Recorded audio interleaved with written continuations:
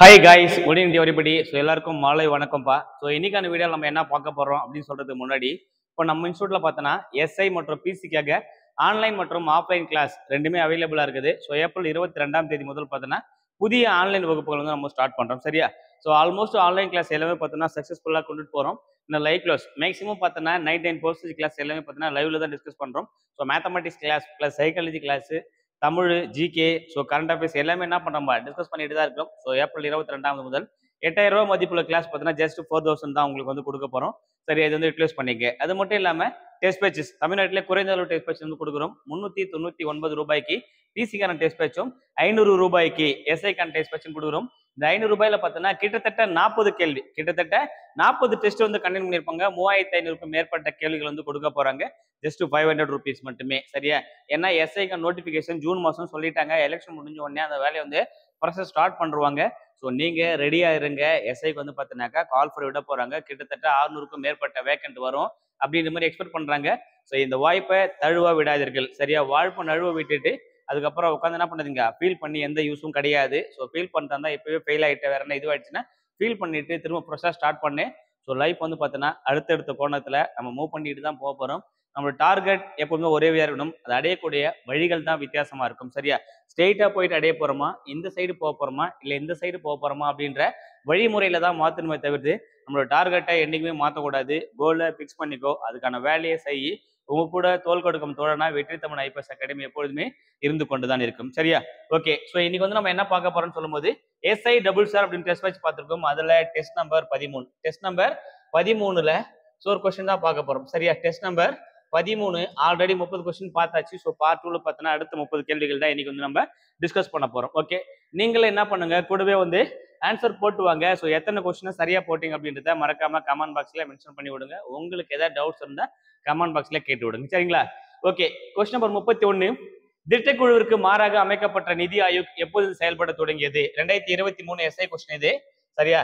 2023 எஸ்ஐல கூட்டுறல் வந்து டைரக்டாவே கேட்டிருந்தாங்க. So option D 2015 ஜனவரி 1 முதல். இதுக்கு முன்னாடி என்ன வந்துச்சுன்னு பார்க்கும்போது திட்டக்குழு அப்படின்னு சொல்லும் போது திட்டக்குழு பத்தி சில விஷயங்கள் தெரிஞ்சுக்கலாம். 1950 மார்ச் மாதம் உருவாக்கப்பட்டதான் திட்டக்குழு. இந்த திட்டக்குழு அப்படின்னு சொல்லும்போது பண்டித ஜவஹர்லால் நேரு அவர்களின் தலைமையில் கீழ் உருவாக்கப்பட்டது. இது கிட்டத்தட்ட 65 வருஷம் சக்சஸ்ஃபுல்லா, கிட்டத்தட்ட 65 வருஷம் சக்சஸ்ஃபுல்லா போச்சு. 12 ஐந்தாண்டு திட்டங்கள், 12 ஐந்தாண்டு திட்டங்கள் இருந்தது. அதோட மால்டரேட் வரி தான் பார்த்தீங்கன்னா என்ன பண்ணிருப்பாங்க, ஸோ இந்த நிதி ஆயோக், நிதி ஆயோக் அப்படின்னு கொடுத்திருப்பாங்க. இதோட இன்னொரு பேர் பார்த்தீங்கன்னாக்கா சிந்தனை குழு. இது சிந்தனை குழு அல்லது திங்க் டேங்க். இங்கிலீஷ்ல எழுதும்போது திங்க் டேங்க் அப்படின்னு கொடுத்துருப்பாங்க. ஸோ இதை பார்த்தீங்கன்னா மதியுரை குழு அப்படின்னு சொல்லுவாங்க. மதியுரை குழு அப்படின்னு கொடுப்பாங்க. சரியா? இந்த கூற்று தான் பார்த்தீங்கன்னா 2023 எஸ்ஐல வந்து டைரக்டாக இடம்பெற்று இருந்தது. அடுத்த கொஸ்டின் போலாம். Question number 2. இந்தியாவின் முதல் தொழில்துறை கொள்கை தீர்மானம் வெளியிடப்பட்ட ஆண்டு? தொழில்துறை கொள்கை தீர்மானம் அப்படின்னு சொல்லும்போது 1948ல தொழில் கொள்கை தீர்மானம் உருவாக்கப்படுங்க. தொழில்துறை சட்டம் சொல்லும்போது 1951ல கொண்டு வந்திருப்பாங்க. இதுவுமே பார்த்தீங்கன்னா வேவல் திட்டத்தின் கீழ் இடைக்கால அரசு ஆரம்பிச்சிருப்பாங்க. அந்த இடைக்கால திட்டத்துல கொண்டு வரப்பட்ட ஒரு திட்டம் தான் பார்த்தீங்கன்னா தொழில்துறை கொள்கை தீர்மான சட்டம். சரிங்களா? அடுத்த கொஸ்டின் போலாம். Question number 33. இது வந்து பார்த்தீங்கன்னா பொருளாதாரம் சார்ந்த கேள்வி. எதையெல்லாம் செய்ய வல்லதோ அதுவே பணம் என்று கூறியவர் யார் அப்படின்னு சொல்லும்போது பேராசிரியர் வாக்கர். பேராசிரியர் வாக்கர் அவர்கள் குறிப்பிட்டிருப்பாங்க. சரியா? எதையெல்லாம் செய்ய வல்லதோ அதுவே பணம் அப்படின்னு கொடுத்திருப்பாங்க. பணம் பார்த்தனாக்கா கொடுத்திருப்பாங்க. வி கிருஷ்ணமூர்த்தி அப்படின்னு சொல்லும்போது பொதுத்துறை நிறுவனங்களின் தந்தை என்று அழைக்கப்படுவர் தான் வி கிருஷ்ணமூர்த்தி அவர்கள். அடுத்த கொஸ்டின் போலாம். Question number 34. புழு காய்ச்சல் எதன் மூலம் பரவுகிறது? இப்ப நிறைய பேர் என்ன பண்ணுவாங்க, ஜென்ரலா இருமும் போது என்ன பண்ணுவாங்க, ஒரு கைக்கொட்டை வச்சுக்கிட்டு இப்படி கையில திரும்பிடுவாங்க, அப்படி இருமி காட்டுவாங்க. ஸோ இப்போ என்ன பண்ணனாக்கா இந்த ஃப்ளூ அப்படின்றது ஒன்றும் கிடையாது. நார்மலா ஃபீவர், வைரல் ஃபீவர். இப்போ நார்மலா சளி, ஜுரம், இன்ஃபுளுன்சா வைரஸ்னு சொல்லுவாங்க. அந்த மாதிரி இந்த ஃப்ளூ வைரஸ் அப்படின்னு கொடுக்கும்போது இந்த ஃப்ளூ காய்ச்சல் எதன் மூலியம் பரவுதுன்னு பார்த்தீங்கன்னா காற்று மூலியம் பரவக்கூடியது. அதனால தான் மாஸ்க் போடுங்க அப்படின்னு சொல்லுவாங்க. நம்ம கிட்ட இருந்து ஸ்ப்ரெட் அவுட் ஆகாம காட்டுல போயிட்டு பரவி மற்றவங்களும் ஸ்ப்ரெட் அவுட் ஆகாம பார்த்துக்குவாங்க. சரியா? காற்று மூலம் பரவக்கூடியது. Question number 35. வீட்டு விலங்குகளுக்கு உணவாக பயன்படும் பாசிகள். வீட்டு விலங்குகளுக்கு உணவாக பயன்படும் பாசிகள். இப்போ பெட் டாக், பெட் கேட்லாம் வளர்க்குறாங்கல்ல, அதுக்கு பெடிகிரி இந்த மாதிரிலாம் கொடுக்குறாங்கல்ல, அதுல பார்த்தோன்னா பாசிகள் தான் பயன்படுத்தாங்க. அது பார்த்தீங்கன்னா அஸ்கோபில்லம். அதுக்கு பேரு அஸ்கோபில்லம் என்று அழைக்கப்படுகிறது. அப்படி இருப்பாங்க. ஸோ வீட்டு விலங்குகளுக்கு உணவாக இப்போ நமக்குன்னு சொல்லும் போது என்ன யூஸ் பண்ணிருப்பானாக்கா, இப்போ அதான் நாய்க்குடை காளான் அப்படின்னு சொல்லி பயன்படுத்துவாங்கல்ல. ஸோ இதை வந்து யூஸ் பண்ணியிருப்பாங்க. அடுத்து கொஸ்டின் நம்பர் 36. குழந்தைகளிடம் ஒவ்வாமையை ஏற்படுத்தும் பூஞ்சை. ஒவ்வாமையை ஏற்படுத்தும் பூஞ்சை அப்படின்னு சொல்லும்போது அஸ்பர்ஜில்லஸ். இது ஒவ்வாமையை ஏற்படுத்துகிறது. ஒவ்வாமை ஏற்படுத்தின அஸ்பர்ஜில்லஸ். ஒவ்வாமையிலிருந்து குழந்தையை பாதுகாக்கும் பூஞ்சை சொல்லும்போது கிளாவிடிஸ்போரியம். கிளாவிடிஸ் பிளஸ் போரியம் போயிருப்பாங்க. அதான் கிளாவிடிஸ்போரியம். சரியா? கிளாவிடிஸ்போரியம் என்பது சரியான விடை. Question number 37. புன்னகைக்க டேஸ் தலைகள், கோவப்பட எத்தனை தசைகள் தேவைப்படுவது? இப்போ நம்ம உடம்புல பார்த்தோன்னா மேக்ஸிமம் பார்த்தா தசைகள் தான் இருக்கும். உள்ள வந்து பார்த்தோன்னா எலும்பு ஜாயிண்ட் இருக்கும். அது மேலே கோர் பண்ணி அது ப்ரொடக்ஷன் மோடா இருக்கு. பார்த்தோன்னா ஸ்கின்னு தசைகள் கொடுக்கும்போது நம்ம கோவப்பட. ஸோ நம்ம வந்து பார்த்தோன்னா சிரிக்கணும் அப்படின்னா ஒரு மனுஷன் சிரிக்கணும் வச்சுக்கோன்னா கொஞ்சமோண்டு நரம்பு வந்து பார்த்தோன்னா கொஞ்சோண்டு தசைகள் செயல்பட்டா போதும் சிரிக்கிறதுக்கு. 17 தசைகள் அண்ணப்பட்டு அப்படின்னு நம்ம கோவப்படுறோம் அப்படின்னா மொத்தம் எத்தனை 42 தசைகள் தேவைப்படுது. சரியா? ஒரு மனுஷன் உச்சக்கட்ட கோவத்துக்கு போகும்போது அவனுடைய நாடி நரம்பு எல்லாம் துடிக்கணும் போது 42 தசைகள் வந்து இது செயல்பட்டா மட்டும்தான் கோபத்தை அடைய முடியும். சிரிக்கிறதுக்கு வெறும் 17 இருந்தா போதுமானது. ஸோ ஆப்ஷன் ஏ 17,42 என்பது சரியான விடை. சிரிப்பதற்கு 17 தசைகளும், கோவப்படுறதுக்கு 42 தசைகளும் பயன்படுகிறது. Question number 8. உலக இயற்கை பாதுகாப்பு தினம். உலக இயற்கை பாதுகாப்பு தினம் எப்பொழுது அப்படின்னு கேட்கிறாங்க. ஜூன் 28. ஜூன் மாசம் 28 இருப்பாங்க. உலக இயற்கை பாதுகாப்பு தினமாக அனுசரிக்கப்படுறது. மார்ச் 21 எல்லாருக்குமே தெரிஞ்சிருக்கும். 20, 21, 22, 23, 24 பார்த்திருப்போம். சிட்டுக்குருவி காட்டுக்கு போச்சு, தண்ணி குடிக்க போச்சு. ஸோ அதான் கொடுத்துருப்பாங்க. அப்ப இது வந்து பார்த்தோன்னா காடுகள் தினம். இது காடுகள் தினம் அப்படின்னு போயிருப்பாங்க. ஏன்னா 20ஆம் தேதி சிட்டுக்குருவி, 21 காடுகள் தினம், 22 நீர் தினம். 22 சர்வதேச நீர் தினமாக அனுசரிக்கப்படுகிறது.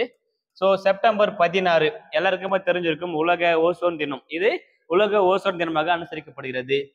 நான் அடுத்த கொஸ்டின் போலாம். கொஸ்டின் 39. நாளமில்லா சுரப்பிகளால் உற்பத்தி செய்யப்படும் வேதிப்பொருள் டேஷ் என்று அழைக்கப்படுகிறது. இப்ப நாளமுள்ள சுரப்பிகள் ஒண்ணு, நாளமில்லா சுரப்பிகள் ஒண்ணு. ரெண்டா டிவைட் பண்ணிருப்பாங்க. சரியா? நாளமுள்ளது, நாளமில்லா. இப்ப வந்து சுரப்பிகள் ரெண்டா பிரிப்பாங்க. நாளமுள்ள சுரப்பி, நாளமுள்ள சுரப்பிகள்னா நொதிகளை சுரக்கிறது. நாளமுள்ள சுரப்பிகள் வந்து நொதிகளை சுரக்கிறது. நாளமில்லா சுரப்பிகள் அப்படின்னு கொடுக்கும்போது பொதுவா ஹார்மோன்கள் சுரக்க தான் பார்த்தோன்னா நாளமில்லா சுரப்பிகள் அப்படின்னு போயிருப்பாங்க. ஸோ இதுல வந்து பார்த்தோன்னாக்கா ஆப்ஷன் பி ஸ்பாக்னம் என்பது என்னது? இதோடைய வேதிப்பொருள். இதோடைய வேதிப்பொருள் சொல்லும் போது ஸ்பாக்னம் என்பது என்ன பண்ணுது? அது சுரக்கிறது. நொதிகள் அப்படின்னா நாளமுள்ள சுரப்பிகள் அப்படின்னு போயிருப்பாங்க. Question number 40. வங்காள காண்டாமிருக சட்டம். வங்காள காண்டாமிருக சட்டம் கொண்டு வரப்பட்ட ஆண்டு 1932. 1932 தான் இருப்பாங்க. வங்காள காண்டாமிருக சட்டம் வந்து கொண்டு வந்திருப்பாங்க. இப்ப 1986 அப்படின்னு சொல்லும்போது சுற்றுச்சூழல் பாதுகாப்பு சட்டம், தேசிய தர நிர்ணய சட்டம், அதுக்கப்புறம் வேற என்ன பண்ணிருப்பாங்க? நுகர்வோருக்கான மகாசாசனம் என்று அழைக்கப்படுகின்ற நுகர்வோர் பாதுகாப்பு சட்டம். இது எல்லாமே 1986 கொண்டு வந்திருப்பாங்க. Question number 41.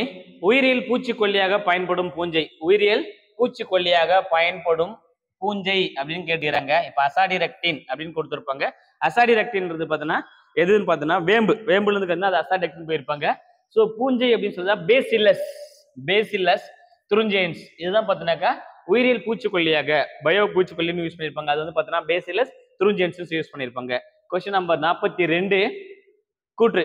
இந்திய வேளாண் ஆராய்ச்சி கழகம் மற்றும் உள்ளூர் விவசாயிகளுக்கு இடையான உறுதியான இணைப்பாக செயல்படுறது கிருஷி விஞ்ஞான கேந்திராவகம். KY அதை பார்த்தோன்னா KVY அப்படின்னு வச்சிருப்பாங்க. கிருஷி விஞ்ஞான் கேந்திரா அப்படின்னு கொடுத்துருப்பாங்க. முதல் கிருஷி விஞ்ஞான் கேந்திரா பாண்டிச்சேரியில் நிறுவப்பட்டது. பாண்டிச்சேரியில நிறுவனாங்க. ஸோ இது கரெக்டு தான். பாண்டிச்சேரி நிறுவனன்றது கரெக்டு தான். பட் ஆனால் இயர்னாது மிஸ்டேக். இயர் வந்து பார்த்தோன்னா மாறி காணப்படுகிறது. அடுத்த கொஸ்டின் போலாம். ஸோ 3. பூஜா நிறுவனம் என்று அழைக்கப்படுவது கிருஷி விஞ்ஞான் கேந்திரா. இது பூஜா நிறுவனம் கிடையாது, வேளாண் விஞ்ஞான் நிறுவனம் தான். ஸோ அப்போ வந்து பார்த்தோன்னா கூற்று 1 மட்டும் தான் சரி. 2வது ஆக்சுவலா வந்து பார்த்தோன்னா பாண்டிச்சேரின்றது ரைட்டு. பட் இயர் வந்து பார்த்தோன்னா 1984 கிடையாது. இயர் வந்து தப்பு. அப்போ இதுவும் தவறு. ஸோ இது மட்டும் ரைட்னா 1 மட்டும் தான் சரி. ஆப்ஷன் டி கூற்று 1 மட்டும் சரி என்பது சரியான விடை. Question number 43. குழந்தை பிறப்பின் போது தசைகளை சுருக்க செய்து குழந்தை பிறப்பை எளிதாக்கும் ஹார்மோன் எது அப்படின்னு சொல்லும்போது ஆக்சிடோசின். இதுதான் பார்த்தோன்னா குழந்தை பிறக்கும் போது குழந்தை என்ன பண்ணும்போது ஸோ அந்த குழந்தை வெளியே வரும்போது சீக்கிரமா அவங்களுடைய தசை வந்து பார்த்தோன்னா சுருக்கி அந்த குழந்தை விரிவடை செய்து குழந்தைய வெளிவடுறது ஹெல்ப் பண்ற தசைன்னு பார்க்கும்போது ஆக்சிடோசின் அப்படின்னு போயிருப்பாங்க. இப்போ லாக்டோஜெனிக் ப்ரோலாக்டைன் அப்படின்னு கொடுக்கும்போது பால் உற்பத்தி வந்து பார்த்தோன்னா ப்ரோலாக்டைன் வந்து பயன்படுத்துறாங்க. ப்ரொஜெஸ்ட்ரான் சொல்லும்போது பெண்களுடைய ஹார்மோன் சேஞ்ச் வந்து குறிப்பிட்டிருப்பாங்க. Question number 44. ஓய்வு நிலையில் உள்ள ஒரு வளர்ந்த மனிதன் சராசரியாக நிமிடத்திற்கு எத்தனை முறை மூச்சை உள்ளிட்டு வெளியிடுகிறான்? இப்ப ரன்னிங் பண்ணும்போதுனா இந்த மாதிரி பிரீத் இன் பிரீத் அவுட் வந்து குயிக்காக இருக்கும். ஸோ இப்போ நார்மலாக இருந்தால் அப்படியே எந்த வேலையும் இல்லை, ரிலாக்ஸாக அப்படியே உட்காந்துட்டு இருக்க, சும்மா அப்படியே சாப்பிட்டு அப்படியே படுத்துக்கிட்டு அப்படியே ரிலாக்ஸ் பண்ணிட்டு என்ன பண்ண போறேன்? 15 முதல் 18 வரை, 15 முதல் 18 வரை என்ன பண்ணுவேன்? மூச்சு உள்ளே பிரீத் இன் பண்ணுவேன், பிரீத் அவுட் பண்ணுவேன், பிரீத் இன் பண்ணுவேன், பிரீத் அவுட் பண்ணுவேன். ஸோ அப்போ எத்தனை முறை பண்ணியிருப்பேன்னா 15 முதல் 18 வரை என்ன பண்ணியிருப்பாங்க? பிரீத் இன் பிரீத் அவுட் செயல் வந்து நடைபெறுகிறது. கொஸ்டின் நம்பர் 45, மாகாணங்களில் இரட்டை ஆட்சியை ஏற்படுத்திய ஆண்டு. நல்லா பார்க்கணும், இது மாகாணங்களில் இரட்டை ஆட்சி அப்படின்னு சொல்லுவாங்க. இரட்டை ஆட்சிக்கான கான்செப்ட் 1919 இந்திய அரசு சட்டம், இந்திய அரசு சட்டம் கொண்டு வந்திருப்பாங்க. செம்ஸ்போர்டு சீர்திருத்தத்தின்படி, செம்ஸ்போர்டு சீர்திருத்தத்தின்படி கொண்டு வந்திருப்பாங்க. இதே 1919 முக்கியமானவர்கள்லாம் பார்த்திருப்போம். ரவுலட் சட்டம் கொண்டு வந்திருப்பாங்க. அதே 1919 பார்த்தீங்கன்னா ஜாலியன் வாலாபாக் படுகொலை கொண்டு வந்திருப்பாங்க. 1919 தான் இந்திய அரசு சட்டத்தின்படி மாகாணங்களில் இரட்டை ஆட்சி ஏற்படுத்த வழிவகை செய்தது அப்படின்ற கான்செப்டை நம்ம வந்து பார்த்திருக்கோம். இதுக்கப்புறம் பார்த்தோன்னா மாகாணங்களில் சுயாட்சி. ஸோ உங்களுக்கான கேள்வி இது, மாகாணங்களில் சுயாட்சி அப்படின்ற கான்செப்டை ஏற்படுத்திய ஆண்டு எது? மாகாணங்களில் சுயாட்சி என்ற கான்செப்டை ஏற்படுத்திய சட்டம் அல்லது ஆண்டு எதுன்றத மறக்காம கமெண்ட் பாக்ஸ்ல போஸ்ட் பண்ணி விடுறேன். சரிங்களா? அடுத்த கொஸ்டின் போலாம். கொஸ்டின் நம்பர் 46, மாநில மறுசீரமைப்பு சட்டம் அப்படின்னு கொடுப்பாங்க, அல்லது மொழிவாரி மாநில சீரமைப்பு சட்டம் போயிருப்பாங்க. 1956, 1956ல நம்ம எல்லாருக்குமே தெரிஞ்சிருக்கும். ஸோ இப்போ இந்த கீழ் பகுதி இப்படி எடுத்துட்டாங்க, என்ன இருப்பாங்கன்னா இந்த சைடு எடுத்திருப்பாங்க. இந்த சைடு கீழே இலங்கை போயிட போகுது. இது வரைக்கும் பார்த்தோன்னா எப்படின்னு இருப்பாங்க? தமிழ்நாடு பிரிச்சிருப்பாங்க. இந்த ஆங்கிள் கேரளா, இந்த ஆங்கிள் கேரளா பிரிச்சிருப்பாங்க. ஸோ இன்னும் கொஞ்சம் தள்ளி தமிழ்நாடு கொஞ்சம் அதிகமா இருக்கும். இப்போ இந்த சைடு இப்படி எடுத்துட்டு போனாக்கா என்ன பண்ணிருப்பாங்க? இதுல வந்து பார்த்தோன்னா கிட்டத்தட்ட கர்நாடகா பேஸ் பண்ணி இந்த கார்னர் வரையும் எடுத்துட்டு போயிருப்பாங்க. இந்த கார்னர்ல பார்த்தோன்னா மொத்தமா இன்னும் கொஞ்சம் மேலே ஏற்றி இது வரைக்கும் பார்த்தோன்னா ஆந்திரா பிடிச்சிருப்பாங்க. இது ரெண்டா பிடிச்சிருப்போம், ஆந்திராவும் தெலுங்கானாவும் டிவைட் பண்ணிருப்பாங்க. இது எல்லாமே பார்த்தோன்னா ஆல்மோஸ்ட் இது வரைக்கும் எல்லாமே சேர்த்து பார்த்தோன்னா ஒரே மாநிலமா ஒரே மாகாணமா காணப்பட்டது. அதாவது இது வரைக்கும் சேர்த்து ஒரே மாகாணமா இருந்தது. அதுக்கு பேர் தான் பார்த்தோன்னா மதராச மாகாணம் அப்படின்னு பேர் வச்சிருப்பாங்க. இந்த மதராச மாகாணத்தின் முதல் சிஎம்மா நீதி கட்சி சார்ந்த சுப்புராயலு அப்படின்னு ஒருத்தர் இருந்திருப்பாரு. இதுக்கப்புறம் 1947ல இந்தியா சுதந்திரம் வாங்குது. சுதந்திரத்துக்கு அப்புறமா 1953ல பொட்டி ஸ்ரீராமுலு அப்படின்னு ஒருத்தர் என்ன பண்ணிருப்பாருன்னா ஆந்திரா வந்து பார்த்தோன்னா தனி நாடாக, அதாவது தனி மாநிலமாக பிரிக்க கோரி உண்ணாவிரதம் இருந்திருப்பாங்க. அவங்க கோரிக்கை ஏற்றணும் இருப்பாங்க. மொழிவாரி மாநிலமாக முதலில் பிரிக்கப்பட்ட மாநிலம் சொல்லும்போது ஆந்திர பிரதேஷ். ஆந்திரா என்ன பண்ணிருப்பாங்க? தனியா பிரிச்சிருப்பாங்க, ஆந்திராவை தனியா பிரிச்சிருப்பாங்க. அதுக்கப்புறம் தான் என்ன பண்ணிருப்பாங்க? 1956ல மொழி பண்ணி இப்ப கன்னடம், மலையாளம், ஸோ அதுக்கப்புறமா கன்னடம் பேசுறோம் கர்நாடகாவும், தெலுங்கு பேச தெலுங்கானா, அந்த மாதிரி ஆந்திர பிரதேசனும், இப்ப தமிழ் பேசுறோம் தமிழ்நாடு அப்படின்னு வைக்காம அதை அப்படியே விட்டுருப்பாங்க. அது பேர் வந்து தமிழ்நாடுன்னு பேர் மாற்றாம அதை அப்படியே விட்டு வச்சிருந்திருப்பாங்க. அதுக்கப்புறம் தான் இருப்பாங்க பின்னாடி 1967ல பேர் வந்து மாத்திருப்பாங்க. 1969ல ஆத்தென்டிகேஷன் சட்டப்பூர்வமா வந்து தமிழ்நாடு அப்படின்னு வந்து இருப்பாங்க. அறிஞர் அண்ணார்கள் வந்து பெயர் மாற்றிருப்பாங்க. அது முக்கிய காரணம் சொல்லும்போது இந்த மாநில மறுசீரமைப்பு சட்டம் 1956 தான் வழிவகை செய்திருக்கும். சரிங்களா? அடுத்து போலாம். கொஸ்டின் நம்பர் 47, ஆங்கிலேய கிழக்கிந்திய நிறுவனம் வில்லியம் கோட்டையை கட்டிய இடம். வில்லியம் கோட்டை அப்படின்னு கேக்குறாங்க. வில்லியம் கோட்டை கட்டிய இடம் பார்த்தோன்னா கல்கத்தா. கல்கத்தா தான் இருப்பாங்க வில்லியம் கோட்டையை வந்து கட்டியிருப்பாங்க. இப்ப புதுச்சேரி லூயிஸ் கோட்டை வந்து கட்டியிருப்பாங்க. கடலூர்ல வந்து பார்த்தோன்னாக்கா கடலூர் கட்டிய கோட்டையின் பெயர் என்ன? கடலூர் கட்டிய கோட்டையின் பெயர் என்ன அப்படின்னு மறக்காம கமெண்ட் பாக்ஸ்ல போஸ்ட் பண்ணி விடு. 1639, 1640 இந்த காலகட்டத்துல 1640ல சென்னையில ஒரு கோட்டை கட்டியிருப்பாங்க. அந்த கோட்டையோட பேர் என்னன்றதையும் அப்படியே சைட்ல போட்டு விட்டேன். ஏன்னா இதுவே ஆங்கிலேயர் கட்டிய முதல் கோட்டையாக கருதப்படுகிறது. சரிங்களா? அடுத்த கொஸ்டின் போலாம். கொஸ்டின் நம்பர் 48, பெண் சிசு கொலை தடை சட்டம். பெண் சிசு கொலை தடை சட்டம் கொண்டு வரப்பட்ட ஆண்டு அப்படின்னு சொல்லும்போது கொஸ்டின் நம்பர் 48, பெண் சிசு கொலை தடை சட்டம். ஏன்னா நம்ம எல்லாருக்குமே தெரிஞ்சிருக்கோம், பழைய படத்தை அந்த கருத்தம்மா அந்த மாதிரி நிறைய படங்கள் பார்க்கும்போது பெண் குழந்தையா இருந்தா என்ன பண்றாங்க? கள்ளிப்பால் ஊற்றி சாவடிச்சிருவாங்க பிறந்ததுக்கு அப்புறம். அப்படி இல்லைன்னா கருவிலே கழிச்சிருவாங்க. இந்த சட்டம்லாம் பார்த்தோன்னா ஆட்சி பண்ணிடுவாங்க. பழைய காலகட்டத்திலே பெண் குழந்தை பிறந்ததுக்கு அப்புறம் சாவடிக்காம தடை சட்டம் கொண்டு வந்தாங்க. பிரிட்டிஷ் காலகட்டத்திலே 1870 தடை சட்டம் கொண்டு வந்தாங்க. கொஸ்டின் நம்பர் 49, 1905 இந்திய ஊழியர் சங்கத்தை நிறுவியவர் யார் அப்படின்னு சொல்லும்போது 1905 வங்க பிரிவினை ஏற்பட்டிருக்கும். வங்க பிரிவினை ஏற்படும் போது கர்சன் பிரபு தான் காரணமா இருந்திருப்பாங்க. சரியா? சோ அப்ப வந்து பார்த்தோன்னா இருப்பாங்க ஜி.கே. கோகலே என்று அழைக்கப்படுகின்ற கோபால கிருஷ்ண கோகலே. இவர் தான் இப்ப முதல்ல இந்திய ஊழியர் சங்கம் என்ற அமைப்பு வந்து நிறுவி இருப்பாரு. சரிங்களா? அடுத்த கொஸ்டின் போலாம். இந்த ஈஸ்வர சந்திர வித்யாசாகர்னு சொல்லும்போது 1856ல மறுமண தடை சட்டம், பெண்களுக்கு வந்து பார்த்தோன்னா மறுமண திருமண சட்டம் வந்து பார்த்தோன்னா கொண்டு வந்திருப்பாங்க. சரியா? அடுத்த கொஸ்டின் போலாம். கொஸ்டின் நம்பர் 50, சென்னையில் பிரம்ம ஞான சபை நிறுவியவர் யார்? கொஸ்டின் நல்லா பார்க்கணும். இங்க சென்னை அப்படின்னு கொடுத்திருப்பாங்க. ஆக்சுவலா பிரம்ம ஞான சபை அப்படின்ற கான்செப்ட் 1875ஆம் ஆண்டு அமெரிக்கால என்ன பண்ணிருப்பாங்க, மேடம் பிளவர்ஸ்கி மற்றும் ஏஎஸ் ஆல்காட் இவங்க 2 பேரும் சேர்ந்து 1875ஆம் ஆண்டு இருப்பாங்க. ஸோ பிரம்ம ஞான சபை என்ற அமைப்பு வந்து நிறுவி இருப்பாங்க. இந்த பிரம்ம ஞான சபையின் முதல் தலைவரா அவங்க தான் இருந்திருப்பாங்க. மேடம் பிளவர்ஸ்க்கும் ஏஎஸ் ஆல்காட் இருந்திருப்பாங்க. அதுக்கப்புறம் சென்னை அடையார்ல வந்து பார்த்தீங்கன்னா இந்த ஞான சபையை கொண்டு வராங்க. அதோட தலைவராக பார்த்தீங்கன்னா ஆப்ஷன் ஏ அன்னி பெசன்ட் அம்மையார் இருப்பாங்க. அவங்க தான் பார்த்தீங்கன்னா காங்கிரஸோட முதல் பெண் தலைவராகவும் பதவியேற்றிருப்பாங்க. இவங்க தான் என்ன இருப்பாங்க, எங்களுக்கு வந்து பார்த்தீங்கன்னா இப்போ மற்ற நாட்டில் கொடுத்த மாதிரி சுவிட்சர்லாந்தில் கொடுத்த மாதிரி எங்களுக்கும் அயர்லாந்து கொடுத்த மாதிரி இரட்டை ஆட்சி முறை வேணும் அப்படின்ற கான்செப்டை கோரிக்கை வைத்த முதல் நபரும் இவங்க தான் வந்து பார்த்தீங்கன்னா அதுக்கு வந்து பத்திரிகை வந்து நடத்தியிருப்பாங்க. சரியா? ஓகே, அடுத்த கொஸ்டின் போகலாம். இப்போ வேலு நாச்சியார் அப்படின்னு கொடுக்கும்போது இந்த வேலு நாச்சியார் நம்ம எல்லாருக்குமே தெரிஞ்சுக்கும். வேலு நாச்சியார் முதல்ல பார்த்தோன்னா ஆங்கிலேயரை எதிர்த்து ஒரு போரிட்ட இந்தியாவிலேயே முதல் பெண் சொல்லும்போது வேலு நாச்சியார்களை தான். அவங்க ஹஸ்பண்ட் பார்த்தோன்னா 1872 முத்து வடுகநாதரை என்ன பண்ணிருப்பாங்க, ஸோ காளையார் கோயில் வந்து சாவடிச்சிருப்பாங்க. அதுக்கப்புறம் இவங்க தப்பிச்சு போயிட்டு என்ன பண்ணிருப்பாங்க, திண்டுக்கல்ல போயிட்டு கோபால் நாயக்கர் அடைக்கல இருந்து 8 வருஷம் இருந்துட்டு அவங்க என்ன இருப்பாங்க 1880 என்ன பண்ணிருப்பாங்க, தன்னுடைய கோட்டையை வந்து திரும்ப கைப்பற்றி ராணியா இது பண்ணிருப்பாங்க. அது முக்கிய உதவி தொகை செஞ்சவங்க யார் அப்படின்னு பார்த்தோன்னாக்க மருது சகோதரர்கள் நாயக்கப்படுகின்ற தீரன் சின்ன மருது மற்றும் பெரிய மருதவர்களை ஹெல்ப் பண்ணியிருப்பாங்க. அதுக்கப்புறம் தர்மாம்பாள் அப்படின்னு கொடுக்கும்போது பெண்களுக்கு வந்து பார்த்தீங்கன்னா நிதி உதவி கொடுப்பாங்க. கல்வி நிதி உதவி தர்மாம்பாள் பெயர்ல தான் கொடுத்துருப்பாங்க. இப்போ பண்டிதர் ராமாபாய் அப்படின்னு சொல்லும்போது அவங்களுமே பெண்களுக்கு வந்து பார்த்தீங்கன்னா முக்கியத்துவம் கொடுக்கணும் அப்படின்றதுல கோரிக்கை வைத்த நபர்கள். கொஸ்டின் நம்பர் 51, விவேகவர்த்தினி என்ற பத்திரிகை வெளியிட்டவர் யார்? விவேகவர்த்தினி என்ற பத்திரிகை வெளியிட்டவர் யார் அப்படின்னு கேட்குறாங்க. இந்த கொஸ்டின் சரியான விடை ஸோ கஸ்தூரி பிரசேலிங்கம் என்பது சரியான விடை.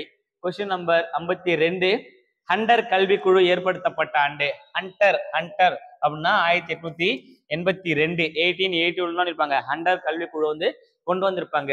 ஸோ இதுக்கு முன்னாடி முதல்ல 1857 தான் இருப்பாங்க பெருங்கழகம் ஏற்பட்டிருக்கும். இந்த பெருங்கழகம் ஏற்படுத்தப்பட்ட பிறகுதான் வந்து இந்த இந்தியாவோட ஆட்சி பார்த்தீங்கன்னா நேரடியா அவங்க கையில போயிருக்கும். செக்குலரிசம் அப்படின்ற யூஸ் பண்றதுக்கு முன்னாடி பார்த்தீங்கன்னா இம்பீரியலிசம் அப்படின்ற கான்செப்டை யூஸ் பண்ணுவாங்க. அது மாதிரி கலோனியலிசம் இருந்திருக்கும். இந்த கலோனியலிசம் மாறி இம்பீரியலிசம் அப்படின்னு கான்செப்ட் உருவாக்கி இருப்பாங்க 1857 அப்புறமா.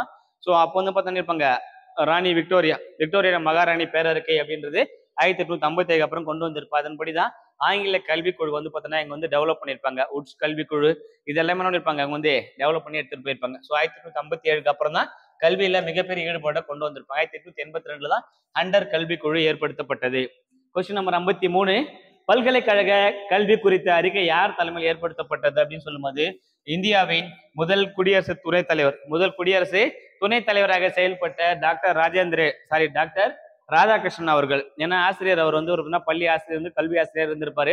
அவருடைய பிறந்த நாள் தான் இந்தியாவில் வந்து ஆசிரியர் தினமாக கொண்டாடப்படுது. செப்டம்பர் 5 அவருடைய பிறந்த நாள் ஆசிரியர் தினமாக ஒவ்வொரு ஆண்டும் கொண்டாடப்பட்டு வருகிறது. அவருடைய தலைமையில் தான் என்ன பண்ணிருப்பாங்க, இந்த பல்கலைக்கழக கல்விக்குழு குறித்த அறிக்கையை இவரோட கண்ட்ரோல் தான் கொண்டு வந்திருப்பாங்க. இந்தியாவின் 2வது குடியரசுத் தலைவர் முதல் துணை குடியரசுத் தலைவராக பதிவு வைத்தவர் Sarvepalli Radhakrishnan. This belongs to Tamil Nadu district. சரியா? அடுத்து கொஸ்டின் நம்பர் 54, அனைவருக்கும் கல்வி இயக்கம் அப்படின்னு சொல்லும்போது SSA அப்படின்னு கொடுத்திருப்பாங்க. சர்வ சிக்ஷா அபியான் இதான் அனைவருக்கும் கல்வி இயக்கம். இது எப்ப கொண்டு வந்திருப்பாங்கன்னா 2001 காலகட்டத்துல கொண்டு வந்திருப்பாங்க. 2001 இதுக்கு முன்னாடி பார்த்தோன்னா DPEP அப்படின்னு ஒரு திட்டம் கொண்டு வந்தாங்க. DPEPன்னு ஒரு ஸ்கீம் ஃபாலோ பண்ணிட்டு இருந்தாங்க. இந்த DPEPக்கு அப்புறமா தான் நான் அதை மாற்றி தான் SSAன்னு கொண்டு வந்தாங்க.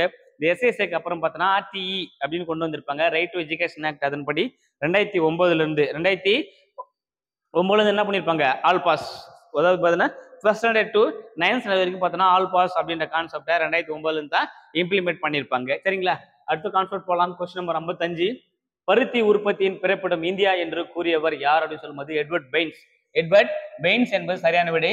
ஸோ நம்மளை கன்ஃபியூஸ் பண்றதுக்கு என்ன பண்ணிருப்பாங்க, எட்வர்ட் வச்சிருப்பாங்க. எட்வர்ட் ஜென்னர் அப்படின்னு கொடுக்கும்போது இவர் தான் முதல்ல தட்டம்மை அப்படின்னு கொடுப்பாங்கல்ல, அம்மைக்கான முதலை தடுப்பூசி கண்டறிந்தவர் எட்வர்ட் ஜென்னர். முதல்ல வேக்சினேஷன் தடுப்பூசி அப்படின்ற வார்த்தையை பயன்படுத்தியவரும் எட்வர்ட் ஜென்னர் அவர்கள் தான். எட்வர்ட் பெயின்ஸ் தான் இருப்பாங்க பருத்தி உற்பத்தியின் பிறப்பிடம் இந்தியா அப்படின்னு சொல்லியிருப்பாங்க. அப்படி இல்லைன்னா இந்தியா வந்து பார்த்தோன்னா பருத்தியின் தாயிடம் இந்தியா அப்படின்னு குறிப்பிட்டிருந்தும் பார்த்தோன்னா எட்வர்ட் பெயின்ஸ் அவர்கள் தான் குறிப்பிட்டிருப்பாங்க. சரியா? சும்மா கன்ஃபியூஸ் எட்வர்ட் பெயின்ஸ்னு நம்மள ஆப்ஷன் கன்ஃபியூஸ் பண்ண வச்சிருப்பாங்க. Edward Baines is right answer. சரிங்களா? அடுத்த கொஸ்டின் போகலாம். கொஸ்டின் நம்பர் 56, தவறானதை தேர்ந்தெடுக்கவும். பம்பாய் பருத்தி நூற்பாலை கொண்டு வரப்பட்ட ஆண்டு 1854. It's right. சணல் தொழிற்சாலை 1855 வெஸ்ட் பெங்கால், இதுவும் ரைட்டு. காகித ஆலை 1870, இதுவும் ரைட்டு. இதுவும் ரைட்டு. ஸோ இங்க வந்து பார்த்தோன்னா டாடா இரும்பு எஃகு நிறுவனம், டாடா இரும்பு எஃகு நிறுவனம் 1807 கொடுத்துறாங்க. இது மட்டும் தான் தவறானது. ஸோ இந்தியாவில் முதல்ல பார்த்தீங்கன்னா குல்டி நிறுவனம், முதல்ல குல்டி இரும்பு எஃகு ஆலை அப்படின்னு ஆரம்பிச்சிருப்பாங்க. அதுதான் டாடா நகர்னு பின்னாடி இருந்திருக்கும். அட் பிரசன்ட்ல பார்த்தோன்னா இந்தியாவிலேயே மிகப்பெரிய நிறுவனமான டாடா கன்சல்டிங், எல்லாருக்குமே தெரியும் ரத்தன் டாடா, எல்லாருக்குமே தெரிஞ்ச ரத்தன் டாடா, டாடாவோட ஓனர் அவர் தான். ஸோ அவர் வந்து பார்த்தீங்கன்னா நிறைய சம்பாதிச்சாலும் பார்த்தீங்கன்னா மக்களுக்கு, பொதுமக்கள் தேவையாக பார்த்தீங்கன்னா கல்விக்காகவும் தன்னுடைய நிறைய பங்கு சொத்து வந்து பார்த்தீங்கன்னா அன்பளிப்பாக கொடுத்துருக்காருன்றது நோட் பண்ண வேண்டிய விஷயம். ஸோ இவர் தான் கொடுத்துருப்பாங்க. இது தலைமையிடம் சொல்லும்போது செயல் நிறுவனம் அப்படின்னு கொடுத்துருப்பாங்க. இரும்பு எஃகு தொழிற்சாலை தான் செயல் நிறுவனம் எடுத்துட்டு போயிருப்பாங்க. இந்த இரும்பு எஃகு தொழில் தான் பார்த்தீங்கன்னா இப்போ ஜம்ஷெட்பூர் அப்படின்ற ஊர்ல வந்து பார்த்தீங்கன்னா தலைமையிடமா வச்சு இரும்பு எஃகு தொழிற்சாலை வந்து நடைபெற்று கொண்டிருக்கிறது. அடுத்த கொஸ்டின் போலாம். Question number 57.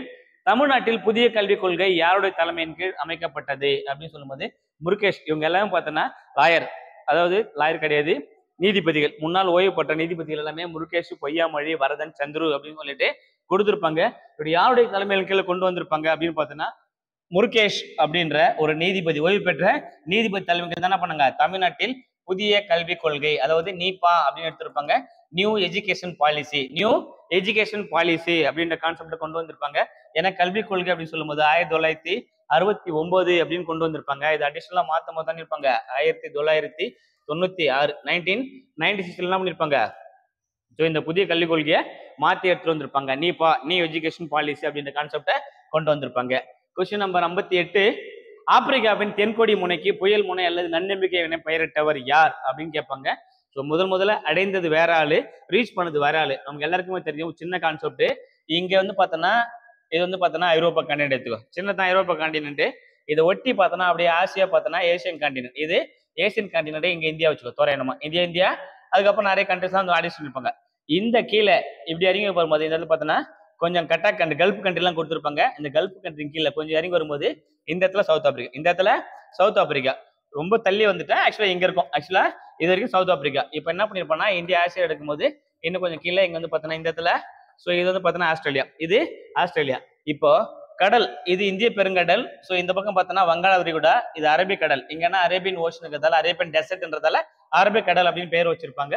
இப்போ இங்கிருந்து இதுக்கு முன்னாடி இப்படி இந்தியாவுக்கு வந்தாங்க.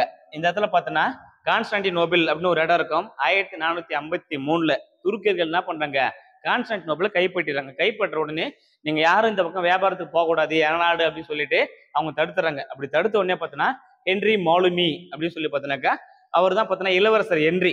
அவர் மாலுமிகளை ஆதரித்ததால் மாலுமி ஹென்றி அப்படின்னு அன்பாக அழைக்கப்படுறாரு. இவர் என்ன பண்றாரு, இங்கிருந்து இங்கிலாந்துக்கு இப்படி கடல் வழியா இந்த பக்கம் இப்படி வந்துட்டு இங்க வருவார். இந்த இடத்துல வரும்போது அதிகப்படியான புயலும் ஏற்படுது. அப்ப வந்து என்ன பண்ணிடுறாங்க, நின்னுறாங்க. இது வரைக்கும் வந்துட்டு நின்னுறாங்க. இங்க நின்னதுக்கு அப்புறம் பார்த்தோன்னா மிகப்பெரிய புயல் ஏற்படுது. அதனால இதுக்கு பேர் வந்து பார்த்தோன்னா புயல் முனை அப்படின்னு கொடுத்திருப்பாங்க. அங்க வந்ததுக்கு அப்புறம் ஒரு நம்பிக்கை ஏற்பட்டிருக்கும் அவருக்கு. இதுக்கப்புறம் தொடர்ந்து பயணம் செய்ய முடியும் அப்படின்ற ஒரு நம்பிக்கை ஏற்பட்டிருக்கும். அந்த நம்பிக்கை தொடர்ந்து நிற்பாங்க. இப்படி கிராஸ் பண்ணி இந்தியாவின் பார்த்தோன்னா மலபார் கடற்கரை ஒட்டி பகுதியில கோழிக்கூடு, கொச்சின், அதாவது கோழிக்கூடு என்ற பகுதி வந்து பார்த்தோன்னா முதல்ல வாஸ்கோ காமா ரீச் அவர் வரவேற்ற அரசர் பார்த்தோன்னா மன்னர் சாமரின் வந்து வரவேற்றிருப்பாரு 1498. 1498 முதல்ல இந்தியா வந்து வாஸ்கோ காமா ரீச் பண்ணிருப்பாரு. ரெண்டாவது பயணம் பார்த்தோன்னா 1500 தன்னோட ரெண்டாவது பயணத்தை மேற்கொண்டிருப்பாரு அப்படின்ற விஷயம் பார்க்க போறோம். இது எல்லாத்துக்கும் என்ன பேஸ் அப்படின்னு பார்த்தோன்னா இங்க இருக்கிற இந்த கான்செப்ட் ரொம்ப ரொம்ப முக்கியம். கான்ஸ்டான்டினோபிளை ஒருவேளை கைப்பற்றாமல் இருந்திருந்தாங்கிற பட்சத்துல கடல் வழி பயணமே இல்லாம போயிருக்கும். அதுக்கு முக்கிய காரணம் சொல்லும்போது இந்த துருக்கிகளோட ஒரு போர் தான் முக்கிய பயணமா இருக்கும். ஸோ இதுல இருந்து நம்ம என்ன சொல்ல வரோம்னா, ஒரு வழி அடைச்சிட்டாங்க அப்படின்னா அது எண்டு கிடையாது, அதை விட வேற ஏதாவது வழி இருக்கா அப்படின்றத யோசிக்கணும். இவங்களோட டார்கெட் என்ன அப்படின்னு பார்த்தோன்னா இந்தியாவில் வந்து வியாபாரம் செய்யணும். இப்படி வந்தாங்க, இந்த வழியை க்ளோஸ் பண்ணிட்டாங்க. அவங்க என்ன பண்ணல, அவங்க தன் எல்லையை வந்து பார்த்தோன்னா ஸோ அதுக்கப்புறம் நம்ம பண்ணவே கூட நிறுத்தலை, திரும்ப கண்டினியூ பண்ணாங்க. எங்க விட்டாங்களோ அங்கிருந்தே கண்டினியூ பண்ணாங்க. கொஞ்சம் டைம் எடுத்துக்கிச்சு. பட் ஆனால் என்ன பண்ணல, தன் இலக்கை மாற்றவே இல்லை. தன் இலக்கை மாற்றாமல் அடையக்கூடிய வழியை மாத்துறாங்க. சரியா, எந்த வழியில போனாலும் சரி நம்ம குறிக்கோளை கரெக்டா ரீச் பண்ணும், அதுதான் டார்கெட்டு. அதை பேஸ் பண்ணி தான் இவங்க வேலை செய்யறாங்க. இப்படி வந்தா தடுத்துட்டான், இப்படி சுத்திட்டு வந்து என்ன பண்ணாங்க, திரும்ப இந்தியா வந்து ரீச் பண்றாங்க. அதுக்கப்புறம் இந்தியாவை வந்து காலனைஸ் பண்றாங்க, இந்தியாவை ரூல் பண்ண ஆரம்பிக்கிறாங்க. ஸோ கிட்டத்தட்ட அதுல ஆங்கிலேயர் வராங்க. ஒரு 300 வருஷம் கிட்டத்தட்ட என்ன பண்றாங்க, இந்தியாவை ஃபுல்லா தன்னுடைய கட்டுப்பாட்டு கீழே கொண்டுட்டு போறாங்க. இது எல்லாம் காரணம் சொல்லும்போது அவங்களுடைய டார்கெட் அச்சீவ் பண்ணக்கூடிய ஒரு எத்திக்ஸ் வந்து ஃபாலோ பண்றாங்க. ஸோ இங்க ஆப்பிரிக்காவின் தென்கொடி முனைக்கு புயல் முனை அல்லது நன்னம்பிக்கை முனை என பெயரிட்டவர் யார் அப்படின்னு சொல்லும்போது இவங்க 4 பேருமே முக்கியமானவர்கள் தான். ஒவ்வொருத்தர் வரும்போது நீல நெற்கொள்கை அப்படின்னு சொல்லும்போது பாத்துலோமா டயஸ், பிரான்சிஸ்கோ அல்மைடா இருப்பாங்க. அப்ப வந்து ஆளுநரா இருந்திருப்பாரு. அப்புறமா தான் அல்மைடா கொள்கை அப்படின்னு சொல்லி இது போயிருப்பாங்க. வாஸ்கோட காமா தான் முதல்ல இந்தியா வந்து ரீச் பண்ணாரு. பேர் என்ன கொடுத்திருப்பான்னா முதல்ல இந்த பேர் வச்சு யாருன்னு பார்த்தோன்னா பார்த்தலோமியா டயஸ். இவர் தான் என்ன பண்றாரு ஃபர்ஸ்ட் இங்க இருந்து இது வரைக்கும் வராரு. வந்துட்டோம்னு இவர் திரும்பி போயிடுவாரு. இவரை தொடர்ந்து அவரை ஃபாலோ பண்ணி வந்த வாஸ்கோட காமா வந்து இங்க ரீச் பண்ணிடுறாரு. இவர் தான் என்ன சொல்லியிருப்பாருன்னா ஆப்பிரிக்காவின் தென்கொடி முனைக்கு புயல் முனை அல்லது நன்னம்பிக்கை முனை என பெயரிட்டிருப்பார். கொஸ்டின் நம்பர் 59 ரயத்து வாரி முறை யாரால் அறிமுகப்படுத்தப்பட்டது? ரயத்து வாரி முறை அப்படின்னு கொடுக்கும்போது ஸோ ரயத்து அப்படின்னா வரி, ரயத்து வாரி முறை கொடுத்துருப்பாங்க. ஏன்னா இப்ப நில வருவாயை 3ஆ டிவைட் பண்ணியிருப்பாங்க. மகள் வாரி முறை, ரயத்து வாரி முறை அப்படின்னு கொடுத்துருப்பாங்க, டிவைட் பண்ணியிருப்பாங்க. ஸோ அதுக்கப்புறம் பார்த்தோன்னா இந்த ஜமீன்தாரி முறை அப்படின்னு 3ஆ டிவைட் பண்ணியிருப்பாங்க ஒவ்வொன்றும். மகள்வாரி முறைனா பஞ்சாப்ல வந்து கொடுத்துருப்பாங்க. ரயத்வாரி முறைன்னு சொல்லும்போது சென்னை, ஏன்னா இது குடும்பம் பார்த்தோன்னா தமிழ்நாடு, அதனால சென்னை பகுதியில் வந்து கொடுத்துருப்பாங்க. அப்போ அந்த காரணமா இருந்து யாருன்னு சொல்லும்போது ரயத்த முறை யார் அறிமுகப்படுத்தினா சின்ன மருதர்களால் அறிமுகப்படுத்தப்பட்டது இந்தியாவில், தமிழ்நாட்டில். 3வது கர்நாடக போர் எந்த உடன்படிக்கையின்படி முடிவுற்றது? 3வது கர்நாடக போர் அப்படின்னு கொடுத்துக்கிறாங்க. முதல் கர்நாடக போர், 2ஆம் கர்நாடக போர், 3ஆம் கர்நாடக போர். ஸோ 1, 2, 3. ஸோ 2023 பிசில ஒரு கொஸ்டின் கேட்டிருந்தாங்க. திப்பு சுல்தான் எந்த போர்ல வந்து இறந்து போறாரு அப்படின்னு கேட்கிறாங்க. ஸோ 3வது கர்நாடக போர் தான் திருச்சி உடன்படிக்கை. அவர் வந்து போராடிட்டு இருக்கும்போது இறந்து போயிடுவார். ஸ்ரீரங்கம் திருச்சி உடன்படிக்கை அப்படின்ற கான்செப்டை நம்ம வந்து பார்த்திருப்போம். இங்கே 3வது கர்நாடக போர் எந்த உடன்படிக்கையின்படி முடிவுற்றது அப்படின்னு கேட்கிறாங்க. முதல் கர்நாடக போர்னு சொல்லும்போது இப்போ நம்ம சும்மா பாட்டு பாடுவாங்களா, ரொம்ப வெயிட்னு ஒரு பொருளை தூக்குறாங்க, இல்லை எழுதலாம் இருப்பாங்க, ஐலசா அப்படின்னு பாடுவாங்க. அப்ப ஐலசாபல் உடன்படிக்கை அப்படின்னா முதலாவது கர்நாடக போர் அப்படின்னா ஐலசாபல் உடன்படிக்கை. இது முதலாவது கர்நாடக போர். அடுத்து ஐலசா நம்ம ஊருக்கு லோக்கலுக்கு பாண்டிச்சேரி போலாமா ஐலசா, பாரிஸ் போலாமா ஐலசா அப்படின்னுவாங்க. அப்ப ஐலசாபல்ன்றது முதல் கர்நாடக போர், பாண்டிச்சேரின்னு சொல்லி பார்த்தீங்கன்னா 2வது கர்நாடக போர், பாரிஸ் அப்படின்றது 3வது கர்நாடக போர். ஸோ நம்ம கேட்டது பாரிஸ் தான் கேட்டதாங்க. ஸோ ஆப்ஷன் சி பாரிஸ் என்பது சரியான விடை. சரியா? ஸோ இதோட பார்க்கலாம். மீதி இருக்கிற இந்த 30 கொஸ்டின் பார்த்தோன்னாக்கா அடுத்த வீடியோல உங்களை மீட் பண்றேன். ஸோ நீங்க எத்தனை கொஸ்டின் சரியா போட்டாங்க அப்படின்றத மறக்காம கமெண்ட் பாக்ஸ்ல மென்ஷன் பண்ணி விடுங்க. ஸோ உங்க மார்க் எவ்வளோ, இந்த வீடியோ உங்களுக்கு எவ்வளவு பிடிச்சிருந்துச்சுன்னு தெரிஞ்சுனாக்கா ஸோ மறக்காம என்ன பண்ணுங்க, ஒரு லைக்கை போட்டு விட்டுருங்க. உங்க ஃப்ரெண்ட்ஸுக்கு ஷேர் பண்ணணும் அப்படின்னு நினைச்சீங்கன்னா இந்த வீடியோவை ஷேர் பண்ணி விடுங்க. ஸோ எஸ்ஐபிசிக்கு அட்மிஷன் போயிட்டு இருக்குது, மற்றும் டெஸ்ட் பேட்சுக்கான ஷெட்யூலுமே கொடுத்துருக்கோம். ஸோ டெஸ்ட் பேட்சுமே போயிட்டு இருக்குது. ஸோ நீங்க ஜாயின் பண்ணணும் அப்படின்னு நினைச்சீங்கன்னா டிஸ்கிரிப்ஷன்ல கொடுத்துற நம்பர் கால் பண்ணி உங்க டீட்டெயில்ஸை கேட்டுங்க. ஸோ தொடர்ந்து இணைந்திருங்கள், பயணிப்பும் அரசு அதிகாரிகளே. ஸோ இன்னொரு வீடியோவில் இன்னொரு கண்டென்ட்டோட உங்களை மீட் பண்றேன். Thank you so much.